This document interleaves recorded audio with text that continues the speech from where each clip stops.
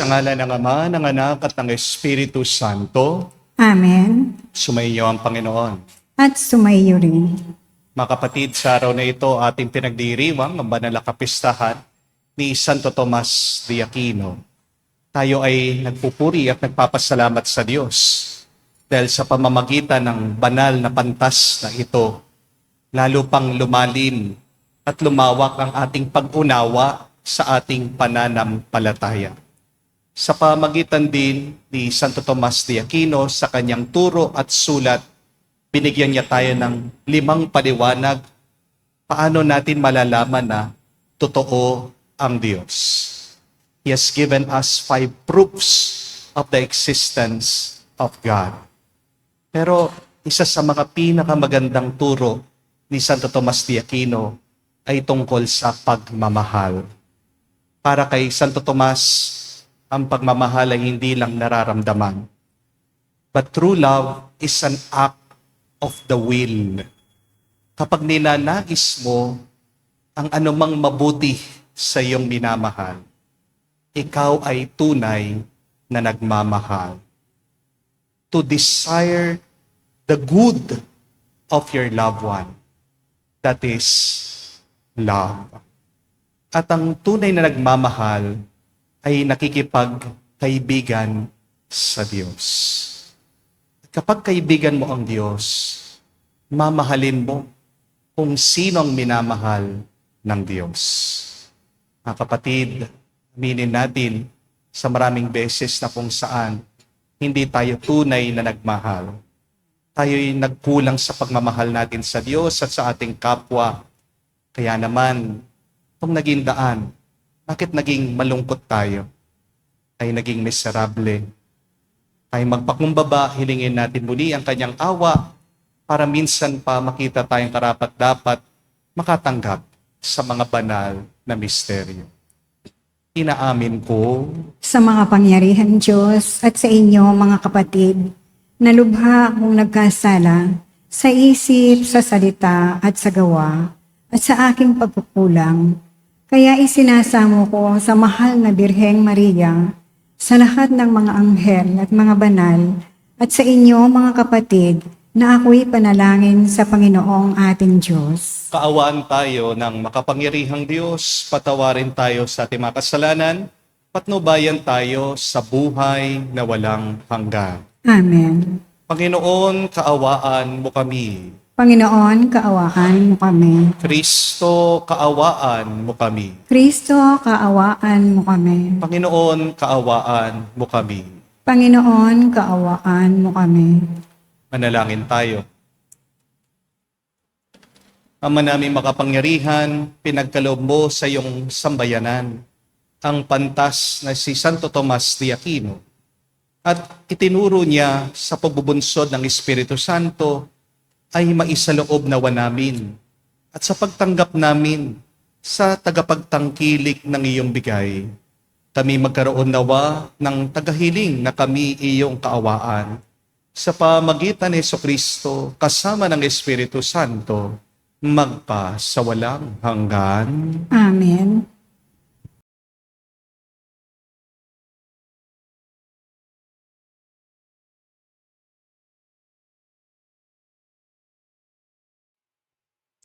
Pagbasa mula sa ikalawang aklat ni Samuel. Noong mga araw na iyon, sinabi ng Panginoon kay Nathan, "Ganito ang sabihin mo kay David, ipagtatayo mo ba ako ng tahanan? Mula nang ilabas ko sa Ehipto ang Israel, wala pa akong bahay na masasabing akin. Hanggang ngayoy, tolda pa ang aking tahanan. Kahit lagi akong kasama ng Israel, wala akong sinabing anuman sa sinumang hukom tungkol sa tahanang Sedro na dapat kong tirahan. Gayong ako ang pumili sa kanila upang mamahala sa aking kawan. Sabihin mo rin sa lingkod kong si David ang salitang ito ng Panginoon. Inalis kita sa pagpapastol ng tupa upang gawing pinuno ng bayang Israel. Kasama mo ako saan mang dako, at lahat mong mga kaaway ay aking nilipol. Gagawin kong dakila ang iyong pangalan, tulad ng mga dakilang tao sa daigdig. Bibigyan ko ang Israel ng kanyang lupa at doon ko patitirahin. Wala nang gagambala sa kanila roon, wala nang aalipin sa kanila tulad nung una. Buhat nang maglagay ako ng hukom nila. Magiging payapa ka sapagkat wala nang gagambala sa iyo. Bukod dito, akong Panginoon ay nagsasabi sa iyo, patatatagin ko ang iyong sambahayan. Pagkamatay mo, isa sa iyong mga anak ang ipapalit ko sa iyo. Patatatagin ko ang kanyang kaharian. Siya ang magtatayo ng templo para sa akin. At sa kanyang angkan magmumula ang maghahari sa aking bayan magpakailanman. Kikilanlin ko siyang anak at ako na may magiging ama niya. Parurusahan ko siya tulad ng pagpaparusa ng ama sa nagkasalang anak. Ngunit ang paglingap ko sa kanya'y hindi magbabago, di tulad ng nangyari kay Saul. Magiging matatag ang iyong sambahayan, ang iyong kahari ay hindi mawawaglit sa aking paningin, at mananatili ang iyong trono. Isinalaysay ni Nathan kay David ang lahat ng sinabi sa kanya ng Panginoon. Ang salita ng Diyos. Salamat sa Diyos. Sa Kanya mananatili ang aking pag-ibig lagi. Sa Kanya mananatili ang aking pag-ibig lagi. Sabi mo, O Poon, ikaw ay may tipan, na iyong ginawa kay David mong hirang, at ito ang iyong pangakong iniwan. Isa sa lahi mo'y laging maghahari, ang kaharian mo ay mamamalagi. Sa Kanya mananatili ang aking pag-ibig lagi. Ako'y tatawaging Ama niya't Diyos, tagapagsanggalang niya't manunubos. Gagawin ko siyang anak na panganay, mataas na hari nitong daigdigan. Sa Kanya mananatili ang aking pag-ibig lagi. Ang aking pangako sa Kanya'y iiral, at mananatili sa Kanya ang tipan. Laging maghahari ang isa niyang angkan, sintatag ng langit yaong kaharian. Sa Kanya mananatili ang aking pag-ibig lagi.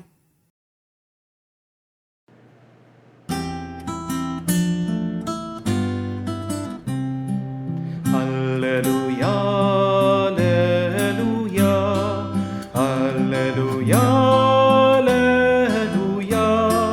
alleluia, alleluia, alleluia, alleluia, alleluia, alleluia, alleluia, alleluia. Salita ng Diyos ang buto na tanim ni Hesukristo upang tumubo sa tao. Aleluya, aleluya. Sumainyo ang Panginoon. At sumayo rin. Ang mabuting balita ng Panginoon ayon kay San Marcos. Papuri sa iyo, Panginoon. Noong panong yon, muling nagturo si Jesus sa tabi ng lawa ng Galilea. Pinagkalipumpunan siya ng napakaraming tao. Kaya't lumulan siya sa isang bangka na nasa tubig at doon naupo. Ang karamihan naman nasa dalampasigan, nasa gilid na ng tubig. At sila'y tinuruan niya na maraming bagay sa pamagitan ng talimhaga. Ganito ang sabi niya, pakinggan ninyo. May isang magsasaka na lumabas upang maghasik. Sa kanyang paghahasik ay may binhing nalaglag sa daan. Dumating ang mga ibon at tinuka ang mga yon. May binhi namang nalaglag sa kabatuhan. Agad sumibol ang mga yon sapagkat manipis lamang ang lupa doon. Ngunit nang tumindi ang sikat ng araw, nalanta at natuyo ang mga binhing tumubo. Palibas ay walang gaanong ugat. May binhi namang nalaglag sa dawagan. Lumago ang mga dawag at ininis ang mga binhing tumubo kaya hindi nakapamunga. At may binhing nalaglag sa matabang lupa at ito'y tumubo, lumago at nag-uhay na mainam. May uhay na tig-30, tig-60 at tig-100 na butil. Sinabi pa ni Jesus, ang may pandinig ay makinig. Na nag-iisa na si Jesus, ang ilang nakarinig sa kanya ay lumapit kasama ng 12. At hiniling nilang ipaliwanag ang talimhaga. Sinabi niya, sa inyo pinagkaloob na malaman ng lihim tungkol sa paghahari ng Diyos. Ngunit sa iba, ang lahat ng bagay ay tinuturo sa pamagitan ng talimhaga. Kaya nga, tumingin man sila ng tumingin, hindi sila makakakita. At makinig man makinig ay hindi makakaunawa. Kundi gayon, marahil sila'y magbabalik loob sa Diyos at patatawarin naman niya.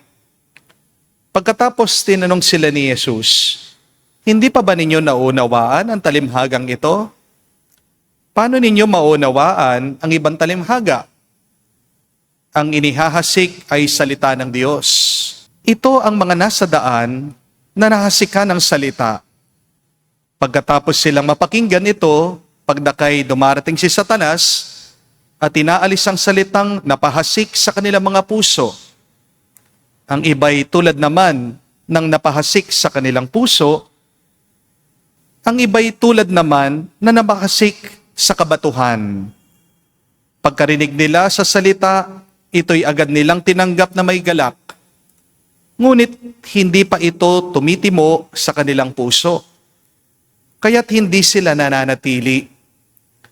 Pagdating ng kahirapan o pag-uusig dahil sa salita, agad sila nanlalamig. Ang iba'y tulad ng napahasik sa dawagan. Dininig nga nila ang salita, ngunit sila'y naging abala sa mga bagay ukol sa mundong ito. Naging maibigin sa mga kayamanan at mapaghangad sa iba pang bagay. Ano pat ang salita, nawalan na ng puwang sa kanilang mga puso, kaya hindi sila nakapamunga. Ngunit ang iba'y tulad ng binhing napahasik sa matabang lupa. Pinakikinggan nila at tinatanggap ang salita at sila'y nagsisipamunga, may tig-30, may tig-60, at may tig-100. Mga kapatid, ang mabuting balita ng ating Panginoon. Pinupuri ka namin, Panginoong Heso Kristo. Magandang araw po muli sa inyong lahat. Bakit ba tayo nadidepress? Bakit ba minsan nalulungkot tayo? Bakit ba nawawalan tayo ng gana? Marami pong dahilan, pero minsan, simple lang. Nalulungkot tayo kasi hindi natin matanggap na may mangyayaring masama sa atin. Parang gulat na gulat tayo kapag mayroong dumarating na problema sa atin, di po ba? Minsan, sinasabi natin sa ating sarili, mabait naman ako. Nagsisimba ako, wala naman akong ginagrabyadong tao. Palagi ako nagdadasal, matulungin ako. Pero kahit na ang dami kong ginagawang mabuti, bakit ako pa rin ang nakakaranas ng masama? Kasi lumaki po tayo sa paniniwala na kung anong tinanim, siyang aanihin. Kung ano ang sinuksok, siyang mabubunot.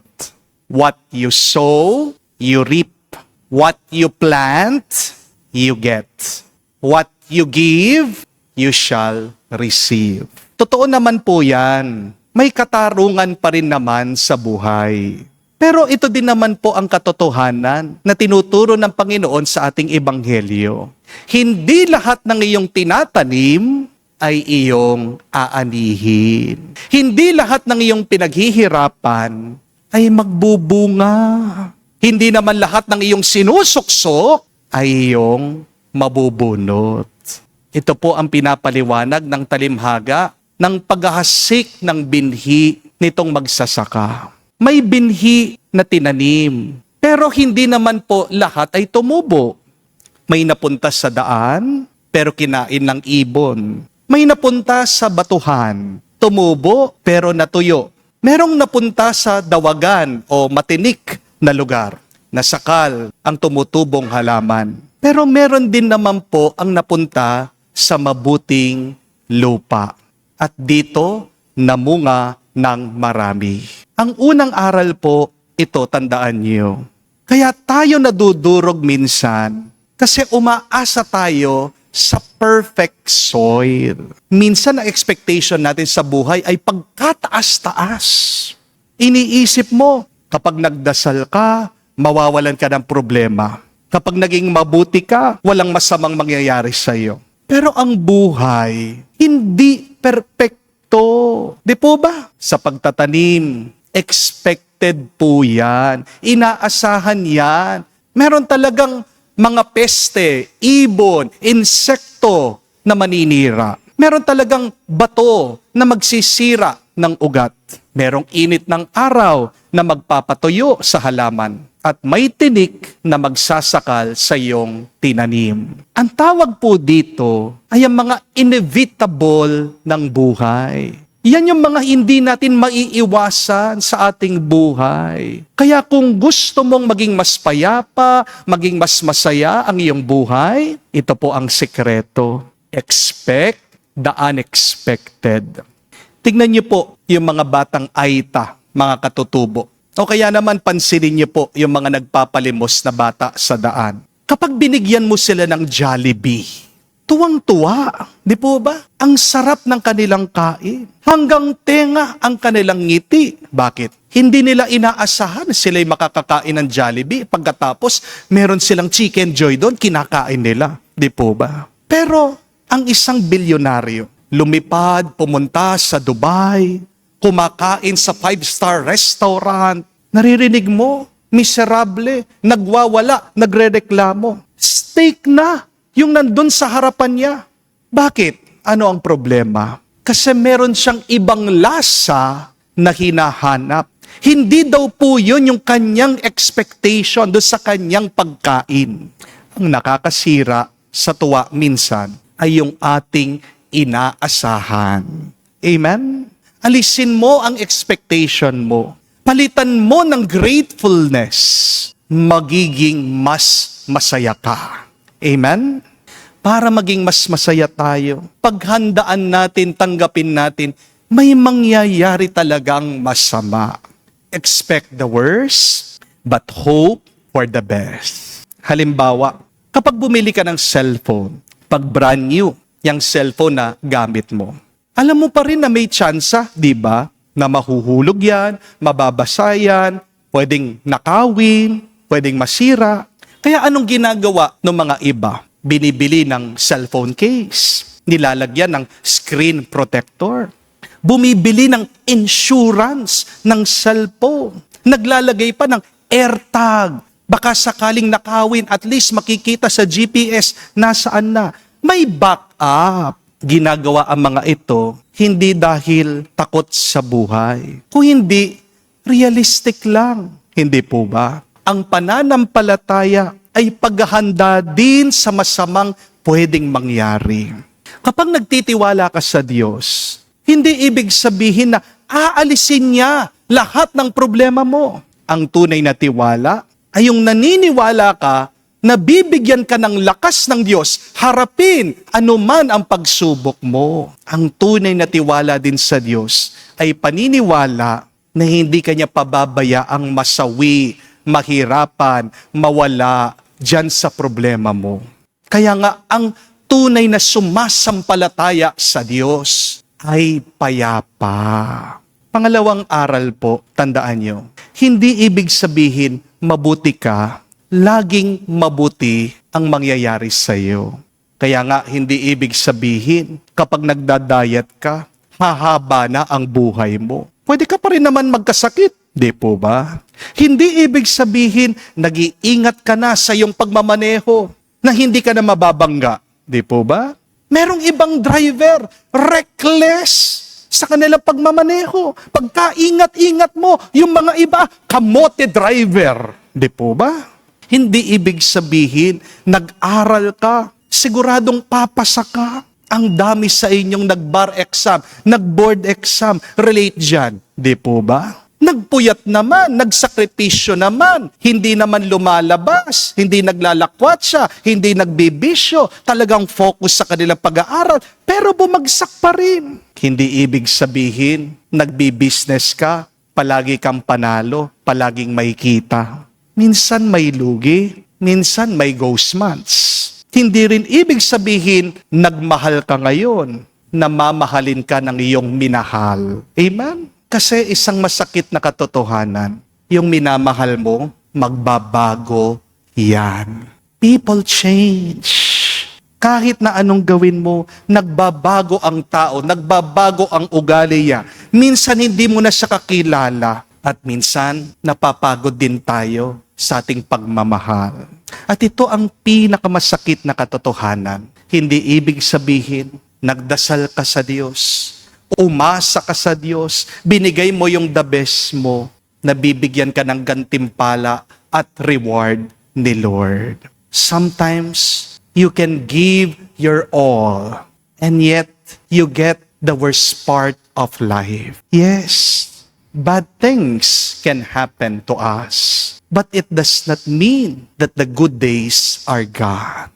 Minsan, may mga araw na talo ka, pero hindi naman ibig sabihin, natalunan ka na hanggang huli. Hindi po ba? Ang mensahe ng ating Panginoong Hesukristo, huwag kang tumigil magtanim.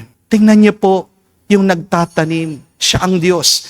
Kahit na kinain ng mga ibon, kahit na natuyo sa mga bato, kahit na nasakal sa dawagan, nagpatuloy siyang nagtanim. Kung titigil ka, dahil natatakot kang masaktan, hindi ka makakakita ng mabuting lupa. Kung tumigil ka, dahil merong mga ibon, bato, init, tinik, wala kang aanihin na mabuti kailanman. Kaya nga po ang kasabihan, napakaganda, no one can fly with the fear of falling. No one can fly with the fear of falling. If you want to fly, accept you will fall. Opo, posibleng mahulog, pero posible ding lumipad. Di po ba? Kung ikaw ay natatakot na mahulog, hindi ka makakalipad. Parang sa pag-ibig, kung takot kang masaktan, huwag kang magmahal. Pero dahil hindi ka nagmahal, tatanda kang mag-isa. Tatanda kang malungkot. Di po ba? Kung ayaw mo na magtiwala dahil ikaw ay pinagtaksila, magiging sarado ka sa buhay. Palagi kang magdududa, magiging miserable ka. Kung ayaw mong sumubok dahil takot kang mabigo, siguradong wala kang happy ending. Wala kang happy ever after. Kaya magandang itanong at pagmunihan, mabubusog ka ba sa takot mo? O magtatanim ka pa rin dahil umaasa ka, darating ang araw, mabubusog ka dahil ikaw ay nagpatuloy, dahil ikaw ay nagtiyaga, dahil ikaw ay naniwala. Mga kapatid, ang problema ay hindi ang binhi kung hindi ang lupa. Minsan kaya tayo nadidepress, hindi lang dahil sa problema, kung hindi dahil matigas ang iyong puso. Mababaw ang ugat, punong-puno ka ng takot. Kung matigas ang puso mo ngayon, magdasal ka kahit na wala kang gana. Sabihin mo ang pagod mo sa Diyos. Kung may kababawan na ang iyong puso, araw-araw, bumalik ka pa rin sa panalangin at hayaan mo mag-ugat ang salita ng Diyos sa iyo. mag-ugat ang presensya ng Panginoon sa iyo. Kung matinik na ang nasa loob mo, nasasakal ka sa mga worries, sa iyong mga utang, sa iyong future, kino-compare mong iyong sarili sa iba, na-pressure ka, nabubuhay ka sa trauma, bawasan mo ang iyong tinik, pabunot mo sa Diyos. Bitawan mo yung mga bagay na hindi mo makontrol. Layuan mo yung mga toxic na tao. Putulin mo yung mga bad habits na nakakasira sa iyo. Mga kapatid, ito po ang gusto kong iwan ko sa inyo. Be at peace. Bad things will always happen to us. But we have a good God who is always with us. We have a good God who always gives us good graces. Keep living, keep trying, keep on planting. Dahil sa iyong paglalakbay at pagpapatuloy, ay isang mabuting lupa na naghihintay para sa iyo. At doon, sabi ni Jesus, may bunga 30-fold, 60-fold, 100-fold. Sa bawat tanim mo, asahan mo na may ibon, may bato, may tinik, may init. Isang katotohanan, hindi natin mababago. Pero palaging merong mabuting bunga na ipagkakaloob ang Diyos sa iyo. Walang pinangako ang Diyos na walang pagsubok ang ating buhay. Pero ang tanging pangako niya na sa gitna ng ating pagsubok, hindi niya tayo iiwan. Harinawa, huwag mo ding iwan ang Diyos. Amen.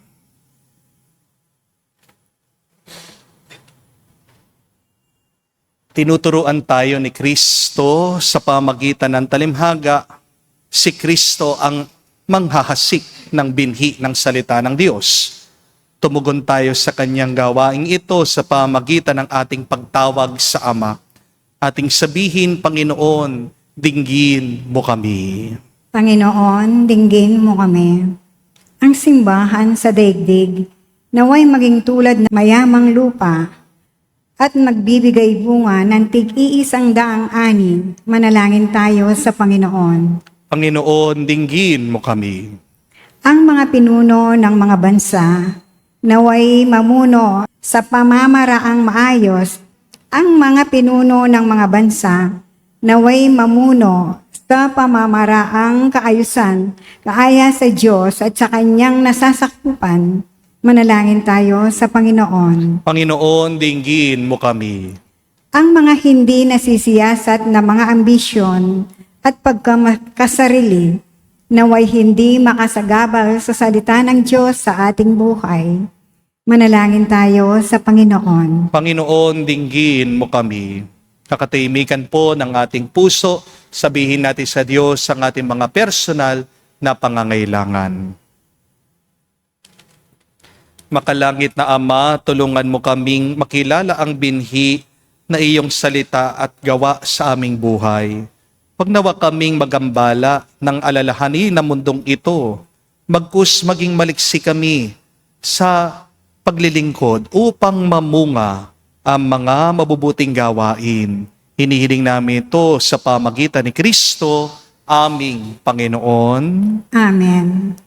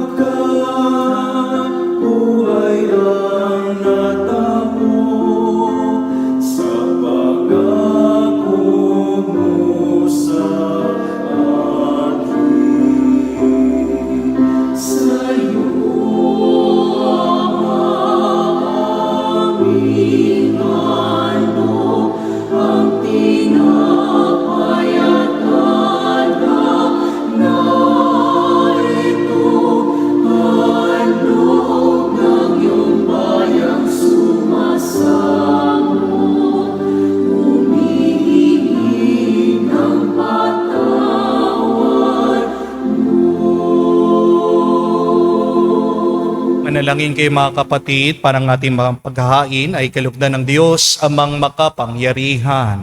Tanggapin nawa ng Panginoon itong paghahain sa iyong mga kamay, sa kapurihan niya at karangalan, sa ating kapakinabangan at sa buong sambayanan niyang banal.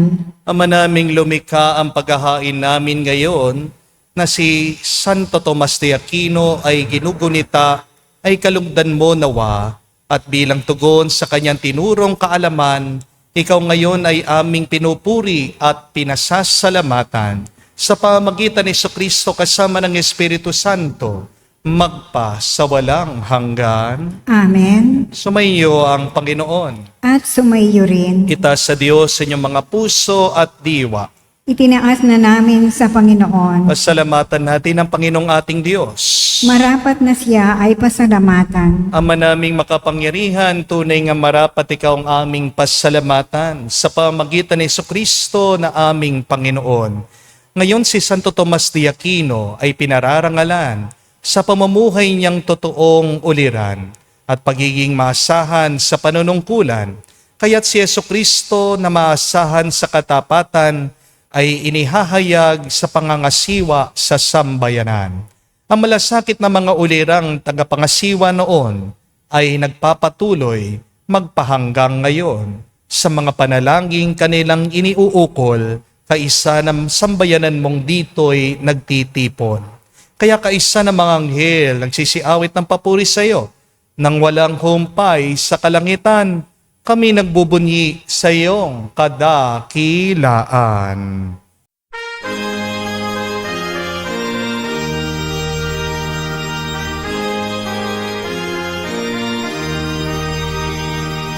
Santo, Santo, Santo, Panginoong Diyos ng mga hukbo. Napupuno ang langit at lupa ng kadakilaan mo. Hosana sa kaitasan, pinagpalang na paninito sa ngalan ng Panginoon. Hosana sa kaitasan, Hosana sa kaitasan.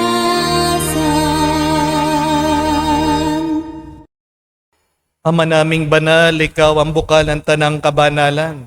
Kaya't sa pamagitan ng iyong Espiritu, gawin mong banal ang mga kaloob na ito, upang para sa amin, maging katawan at dugo ng aming Panginoong Heso Kristo. Bago niya pinagtiis ang kusang loob na maging handog, hinawakan niyang tinapay, pinasalamatan kanya. Pinaghati-hati niya iyon, inabot sa kanya malagad at sinabi, tanggapin ninyong lahat ito at kanin, itong aking katawan, na ihahandog para sa inyo.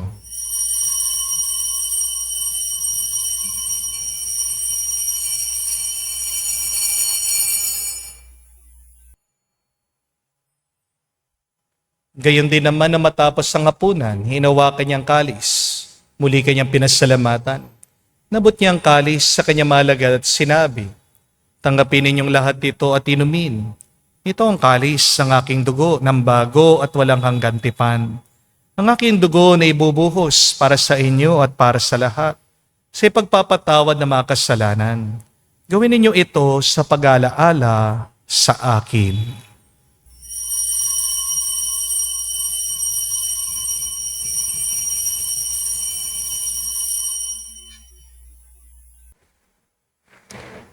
Ang misteryo ng pananampalataya.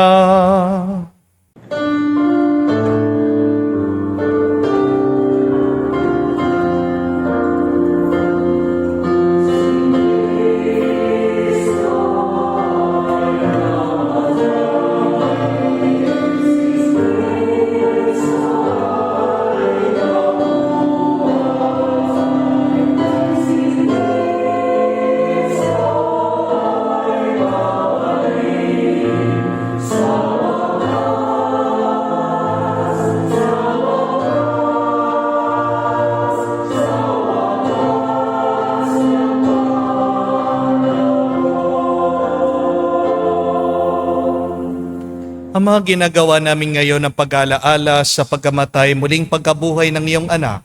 Kaya tinialay namin sa iyo ang tinapay nagbibigay buhay at ang kalis na nagkakalob ng kaligtasan. Kami nagpapasalamat dahil kami yung minarapat na tumayo sa harap mo para maglingkod sa iyo. Sinasamo namin kami magsalo-salo sa katawan at dugo ni Kristo ay mabuklod sa pagkakaisa sa pamagitan ng Espiritu Santo. Amalingapin mong iyong simbahan, laganap sa buong daigdig. Puspusin mo kami sa pag-ibig. Kaisa ni Leon ang aming Santo Papa, si Florentino aming Arsobispo ng Tanang Kaparian. Alalahanin mo rin ang aming mga kapatid na nahimlay may pag-asang sila'y muling mabubuhay. Gayon din naman lahat ng mga pumanaw. Kawan mo't sila't patuloyin sa iyong kaliwanagan. Kawan mo't pagindapatin kaming lahat makasalo sa iyong buhay na walang wakas. Kaisa ng Mahal na Birhen Maria, Ina ng Diyos. Kaisa ni San Jose, ang kanyang malwalhating esposo. Kaisa ng mga apostol, lahat ng mga banal, na namuhay dito sa daigdig na kalugod-lugod sa iyo. May pagdiwang nawa namin ang pagpupuri sa ikararangal mo. Sa pamagitan ng iyong anak aming Panginoong Heso Kristo.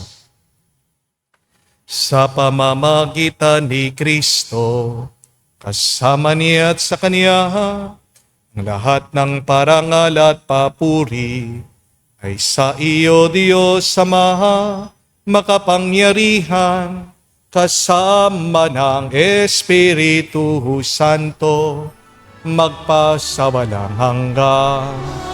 Amen. Amen. Amen. Amen. Amen. Amen. Sa nakagaling na utos sa turo ni Jesus sa Panginoon natin at Diyos, ipahayag natin ng lakas, loob.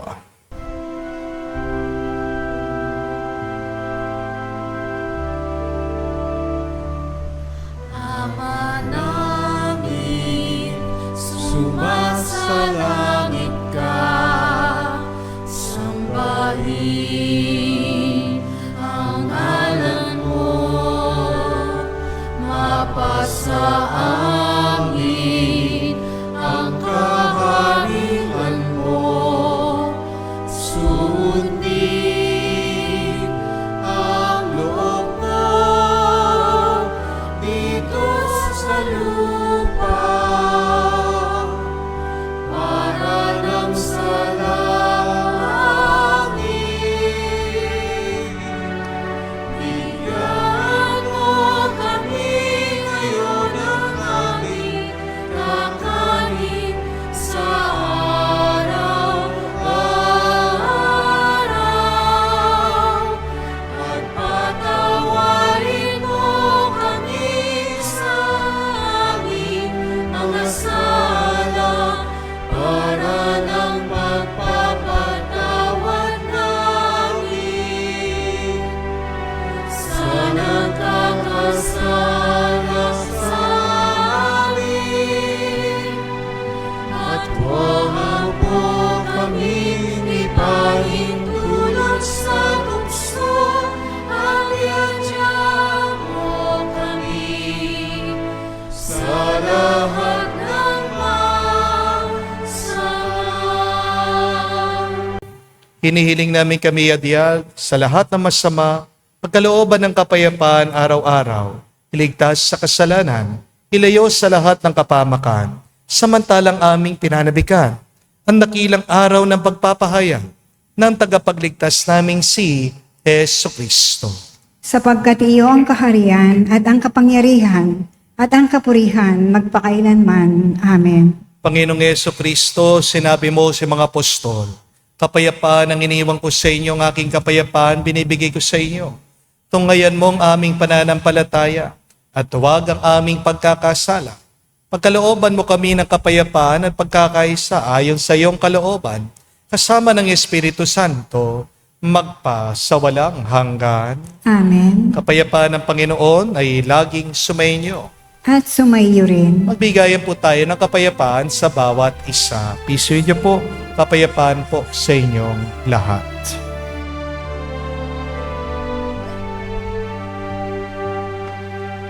Cordero ng Diyos na nag-aalis ng mga kasalanan ng sanlibutan, maawa ka sa amin. Maawa ka sa amin. Cordero ng Diyos na nag-aalis ng mga kasalanan ng sanlibutan, maawa ka sa amin.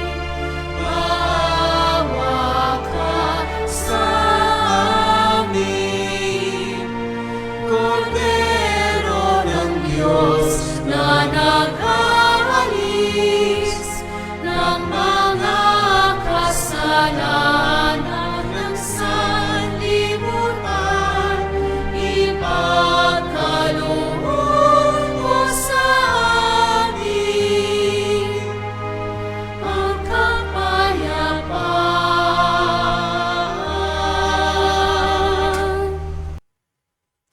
Mga kapatid, naririto ang ating Panginoong Jesucristo, ang Kordero ng Diyos. Siya nag-aalis sa mga kasalanan ng sanlibutan. Mapalad tayong lumalapit sa piging ng Kordero. Panginoon, hindi ako karapat-dapat na magpatuloy sa iyo, ngunit sa isang salita mo lamang ay gagaling na ako.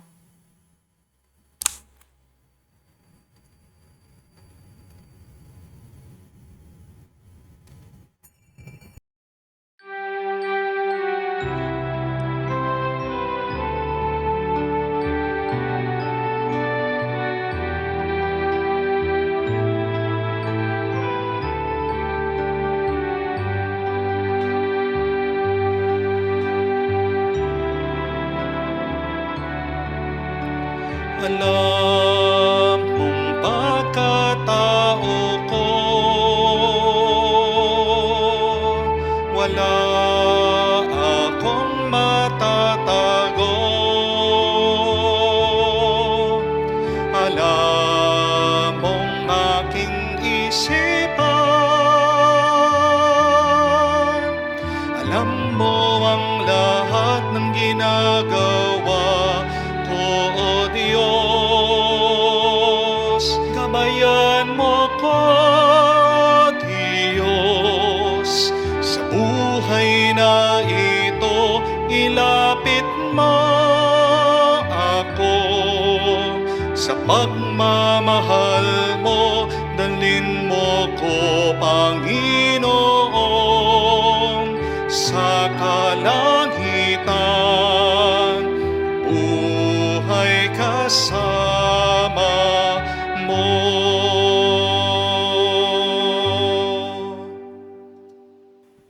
Manalangin tayo.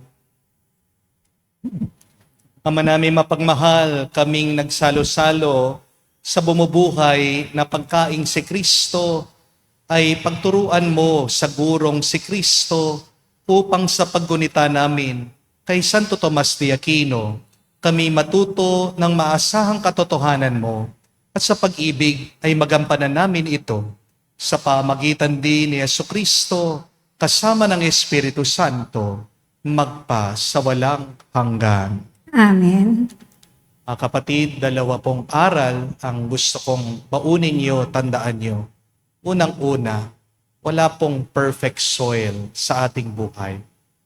Walang perpekto na kalagayan sa ating buhay. Meron at merong mali, meron at merong hindi tama, meron at merong masama na mangyayari sa atin. Expect the worst, but hope for the best. Pero kahit na walang perpekto dito sa mundo, meron tayong isang perpektong Diyos at yan ang asahan natin dahil ang kanyang grasya ay palaging perpekto. Pero pangalawa, alisin niyo po sa isip niyo na dahil mabuti kayo, na walang masamang mangyayari sa inyo. Hindi naman ibig sabihin na may mabuti kang ginawa, mayroon palaging mabuting balik sa'yo yan. Anong nakakasira ng ating tuwa, ng ating galak? Yung ating expectation. Remove your expectation and replace it with gratefulness, with thanksgiving. You will be a lot happier. You will be a lot more joyful. Pero habang ikaw ay umaasa sa Diyos, maghanda ka. Paghandaan mo ang mga masasama na pwede mangyari sa iyo. At paghandaan mo ang grasyang pwede mong tanggapin sa Diyos. Understand that preparation is a sign of your faith. Ang tanda na ikaw ay naniniwala ay naghahanda ka. Tanong hinahanda mo ang puso mo. Baka naging matigas na yan. Baka naging madumi na yan. Baka yan ay lumayo na sa Diyos. Paano ka pagkakalooban ng Diyos kung hindi ka naman lumalapit sa Kanya? At sana pag napalapit na ang Diyos sa iyo, malinis na ang iyong loob. Diyan kanya mapupuno ng kanyang grasya. So 2 things that you should do. Stop expecting and start preparing. Ano ang paghahanda na pwede mong gawin ngayon para matanggap mo ang kabutihan, ang pagpapala ng Diyos? Pag-isipan mo yan, pagdasal mo yan. Sumainyo ang Panginoon. At sumaiyo rin. At kayo'y pagpalain ng Diyos, makapangyarihan sa lahat, sa ngalan ng Ama, ng Anak, ng Espiritu Santo. Amen. Ang ating misa ay natapos na. Pumayo kayo sa kapayapaan ni Kristo. Salamat sa Diyos.